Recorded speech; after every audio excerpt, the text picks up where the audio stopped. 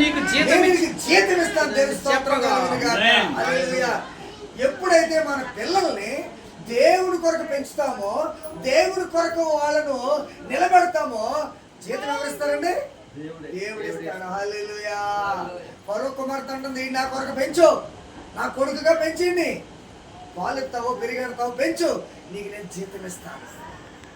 అర్థమైందండి? ఈనాటి కాలం తల్లులకి జీతాలు ఎందుకు రావట్లేదు తెలుసా? తండ్రులకి జీతాలు ఎందుకు రావట్లేదు తెలుసా? దేవుని కొరకు పెంచట్లేదు. డాక్టర్ చేస్తారు, యాక్టర్ చేస్తారు, ఇంజనీర్ చేస్తారు, ఏదైనా చేస్తున్నారు, కానీ దేవుని కొరకు పెంచట్లేదు. ఎస్ఐ గారు మాత్రం తన కొడుకుని మంచి డ్రమ్టిస్ట్ చేశాడు. బ్యాడ్ ఎరగదీస్తున్నాడు. వాడి మధ్య మా అల్లుడు ఎరగదీస్తాడు. ఎక్కడికక్కడ ఆడే జాన్సన్ సూపర్ కొడుతున్నాడు. అలాగా దేవుని కొరకు మన పిల్లలను పెంచాలి. ఆడపిల్లలు కూడా పెంచాలి. ఫిజ్ పోటీల్లో పెంచాలి. బైబిల్ వాక్య ధ్యానాలు మీరు చెప్పండి, నాకు చెప్పండి, నేను తెస్తాను. సెకండ్స్ మీద తెస్తాను ఆ బైబిల్లో. ఏ రిఫరెన్స్ అని చెప్పండి. సెకండ్స్ మీద సెకండ్స్ అట్లేదు, అలా తీస్తానంతే. ఎందుకు తెలుసా? ఏ బుక్ ఎక్కడుందో, ఏ వచ్చిన ఎక్కడుండదో స్కాన్ అయిపోవాలి మైండ్ సెట్లో.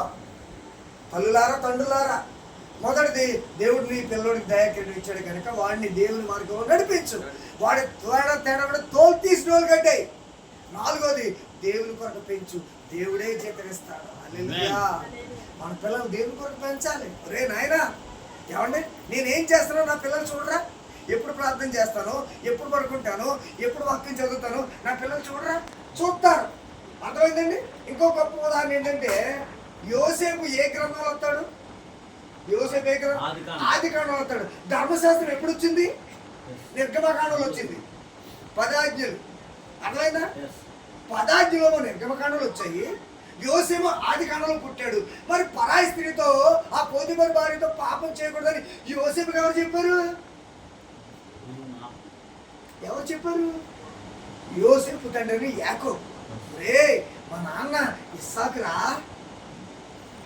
యాకోబు ఇస్సాకు గురించి చెప్పాడు. ఇస్సాకు అబ్రహాం గురించి చెప్పాడు. మా నాన్న అబ్రహాము శారారా. మరి మీ తాత, మీ నాన్నమ్మ వీళ్ళురా, వీళ్ళు బతుకులు ఇదిరా.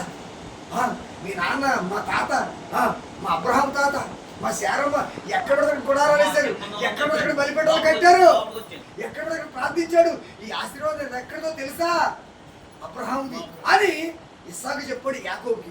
యాకోబు ఏం చెప్పాడు యోసేపుకి?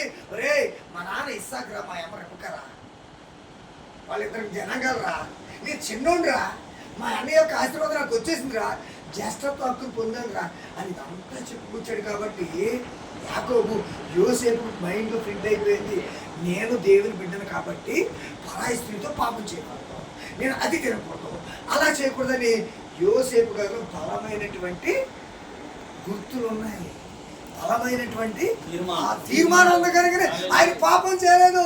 ఈ was a hero. Joseph is a hero. నీ కొడుకు నీ కూతురు ఉంటున్నారా? కాలేజీకి వెళ్తున్నారు, యూనివర్సిటీకి వెళ్తున్నారు, ఎక్కడెక్కడికో తిరుగుతున్నారు. ఎలా తిరుగుతున్నారు మీరు చూస్తున్నారా? అర్థమైందండి? 13-14 సంవత్సరాలు రాగానే బాప్తిసాలు ఇవ్వండి పిల్లలకే. మీ పిల్లలకి వయసుతో సంబంధం లేదు. బాప్తిసం ఇప్పించి వాడిని రోడ్డు మీద కుదరండి. ఆ బాప్తిసం వాడిని కాపాడుతుంది. వాడిలో ఉన్నటువంటి దేవుని ఆత్మ వాడిని కాపాడుతుంది. ఇవ్వట్లేదు. 15 సంవత్సరాలే కదండి.